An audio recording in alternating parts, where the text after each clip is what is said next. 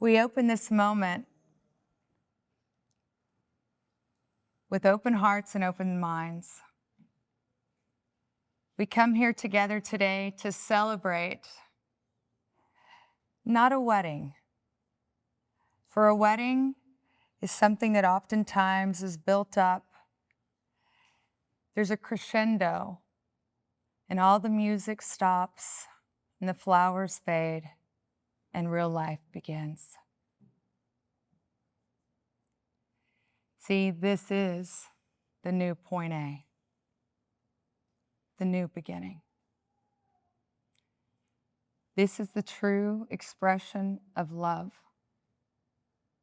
Not the kind we read about, not on the internet. Real, heartfelt, fought for, being willing to go after love.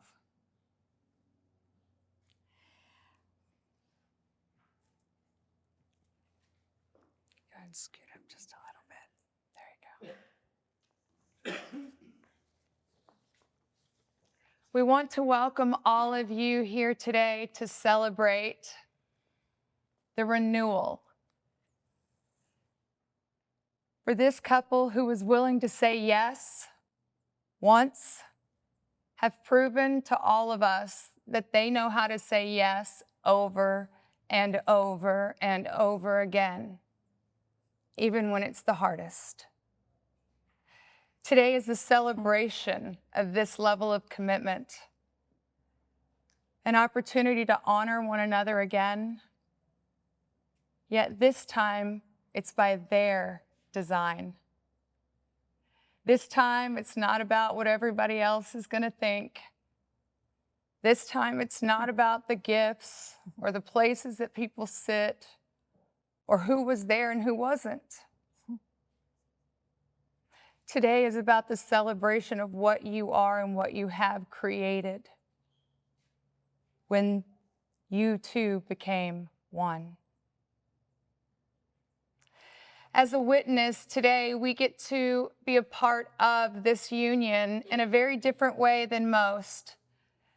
We get to experience true service, true contribution. See, it never ends. And I want to share with you a story from the Bible in John 13, and I'll make it brief. However, the details are extremely important. It talks about right before the feast of the Passover, when Jesus knew that his hour had come and that he would be departing from the world. For he left his Father and he would be returning home. During that supper, he already knew that the devil had turned Judas against him, that there would be trials and trials and tribulations, Jesus, knowing that his greatest act of love was still in front of him, he chose to rise anyway. Just like in marriage, just like the times that it doesn't seem fair, just like the times that it seems too hard. Every single time that confusion seemed bigger than the light, you got to keep going. Just like Jesus did that day, he rose and he took a towel and he wrapped it around his waist. He took water and poured it into a basin, and he began to wash the feet of his disciples. And he would wipe them with this towel. Simon mentioned, "Lord, you wash my feet?" And God said, "You do not understand right now. However, afterwards you will." I reference that to the day that you both said, "I do." You had no idea that day what you were saying yes to. There was no way to understand in that moment the love, the life, and the legacy you would bring forth. And now, 20 years later, you are beginning to. Peter reached back and said, "No, you'll never wash my feet." And Jesus said, "If you don't allow me to wash your feet, you will never truly share with me." And then, as you both did, you asked to be washed from head to toe. In this marriage, in this relationship, in this family, and in this life. Jesus said, when you are washed, you are clean. And it doesn't mean that on the journey you won't pick up dust and debris. And if you're willing to keep being of service to one another, to step into humility and honor. See, this story isn't just about Jesus humbling himself as you two have humbled yourselves to one another. But this is a reminder of the worthiness that both of you are and the example you are for your children. And because of this gift, today you have shown to serve even when it's hard, to love your spouse through difficult seasons, disagreements, and hurt feelings. You've chosen humility daily. You've served each other in small and very unglamorous ways without keeping the score. You've given and received service, allowing your spouse to meet your needs, building intimacy and trust. You've daily renewed the forgiveness, clearing away the dust and offenses before they can build up. Using physical acts to communicate spiritual truths, prayer, touch, and even a foot washing can remind you every day of the commitment you've made. Today is a physical symbol of a spiritual commitment. Marcie and Roger submit themselves to one another and to this relationship that is bigger than both of them combined. We would like to honor each of them with a ceremony of being able to wash one another's feet. Who will go? Yes. Please have a seat.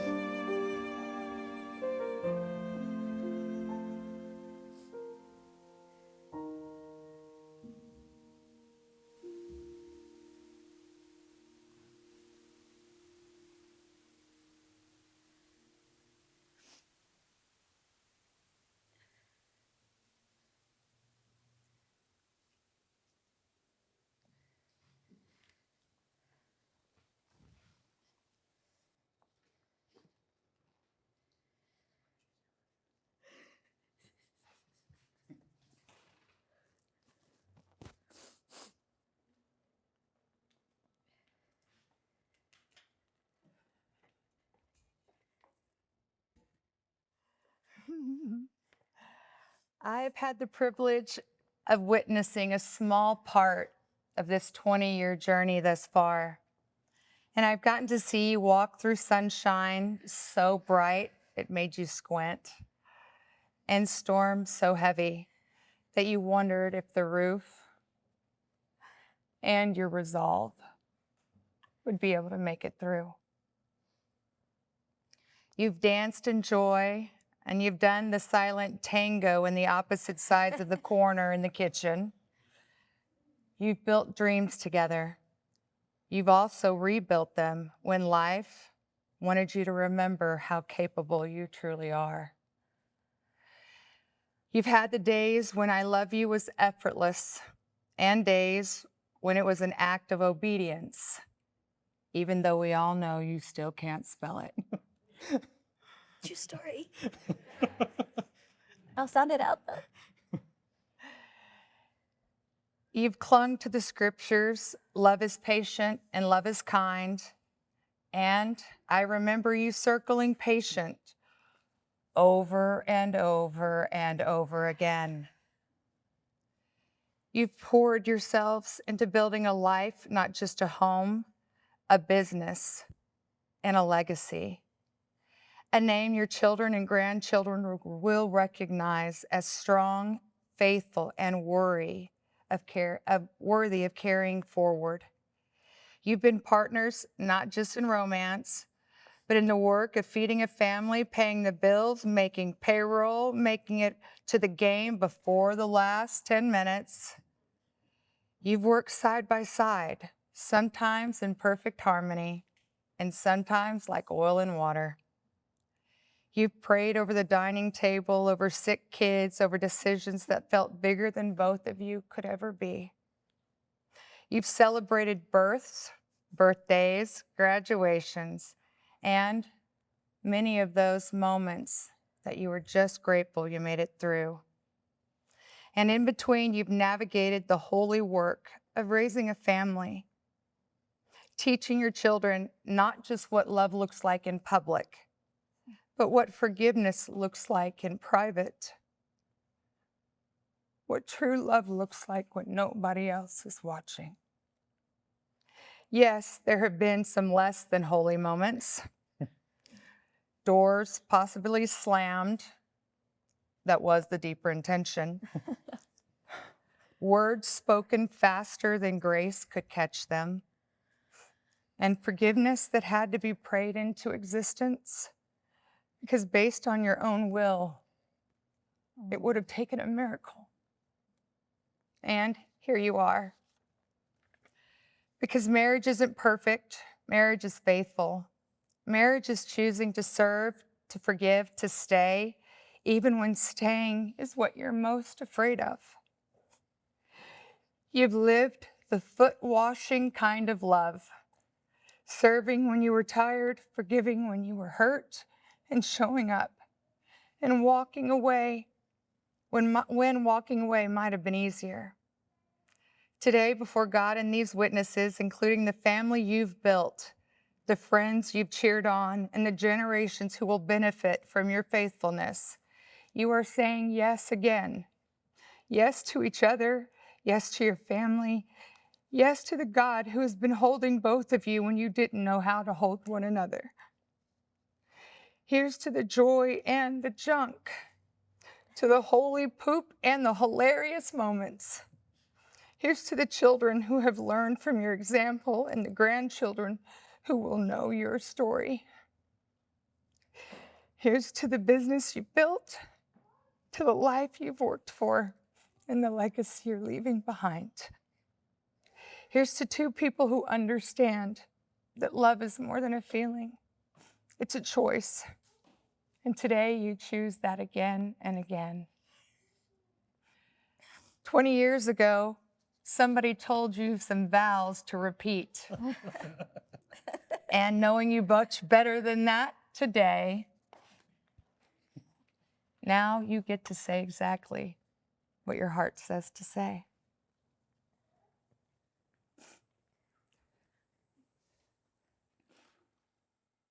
Last time I did in this book, I had to go Margin.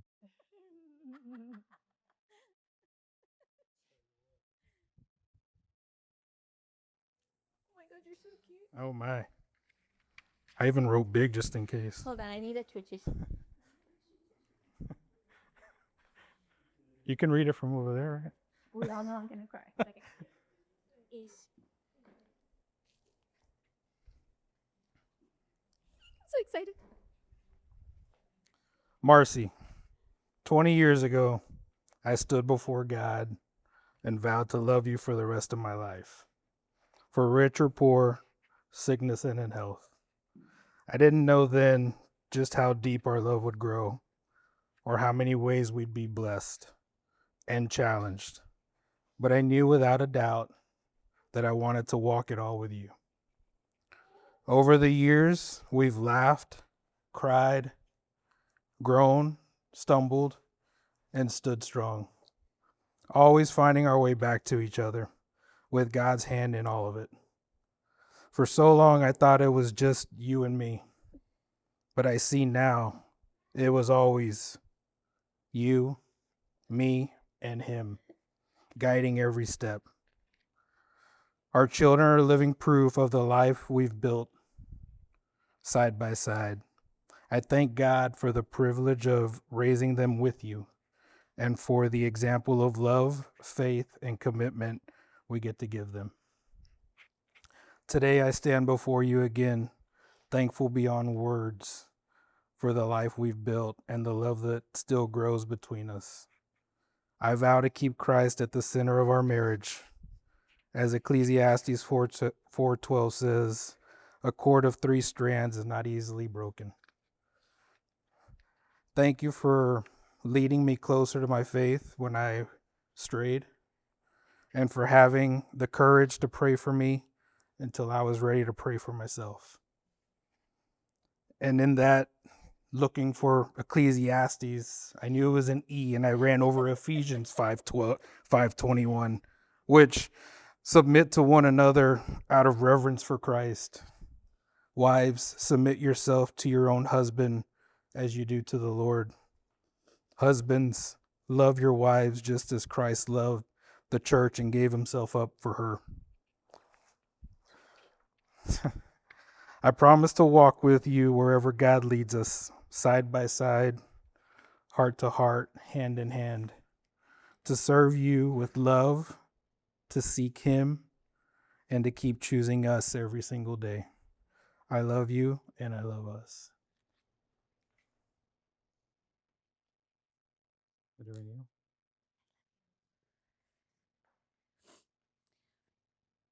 I promise we didn't cheat. Like we didn't share notes before this. Okay. But it shows how connected we are. So here we go. 20 years ago, I promised to love you through all of life's seasons, as if we were in any shape or form prepared for the journey we call life. We were in our early 20s, and oh, Roger, if they could see us now. We have a 15-year-old and twins who are almost 13. Weekend partying and hangovers have been replaced with church on Sundays and soccer games with Xavi. Sure, we still go dancing once a week, except nowadays it happens in our living room with Vida.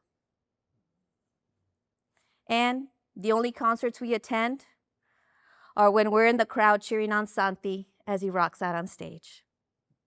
I've traded high heels for steel-toe boots, and the only irons you handle these days are the ones we recycle. You hardly get to play golf anymore. And my happy place is now in my backyard with my chickens. And honey, it's exactly how it needs to be. I wouldn't change a thing. Not a tear, not a single argument.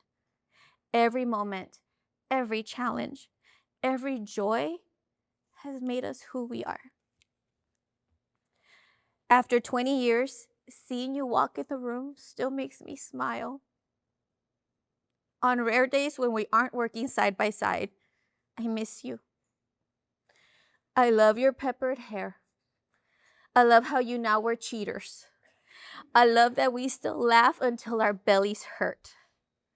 I love that you're honest with me when most won't be, because you love me that much.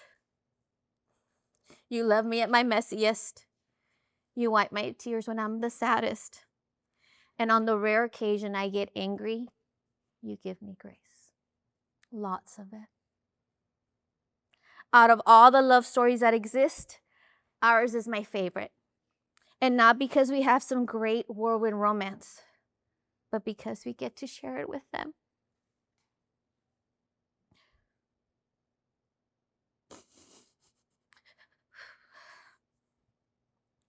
I pray that Santi, Vida, and Xavi find what we have. Not because we're perfect, but because it's real. A marriage lived out by two imperfect people who allowed God to lead the way. I pray they see our marriage as not as a fairy tale, but a commitment to show up over and over and over again. I pray that when they remember us, they see grace, laughter, fortitude, joy, forgiveness, and God's hand on two people who refuse to quit. You, my love, are the truest example of what love looks like. You are patient when I'm restless, kind when the world feels unkind, strong enough to carry our family, yet gentle enough to hold my heart. As Paul wrote in 1 Corinthians 13:4-8, love is patient, love is kind. It does not envy, it does not boast, it is not proud, it does not dishonor others, it is not self-seeking, it is not easily angered, it keeps no record of wrong. Love does not delight in evil, but rejoices in the truth. It always protects, always trusts, always hopes, always perseveres. Love never fails. The world is a better place because you are in it. And I'm a better person because you chose me. I'm grateful God gave me you. Love, as we learned, is not just a feeling. It's a choice. And I will choose you, Roger Rodriguez, over and over again for all the days God gives us.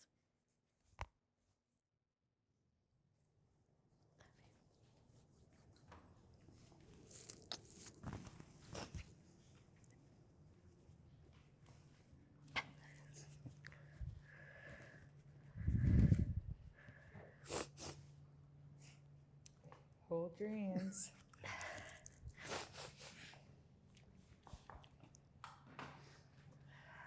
Marcie, do you take Roger?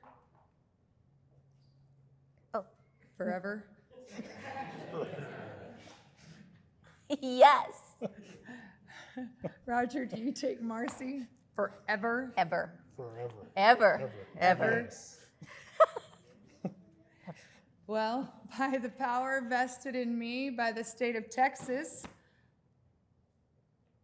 I get to be the lucky person who celebrates and congratulates you. I get to announce Mr. and Mrs. Still. Roger and Marcie Rodriguez. I love you.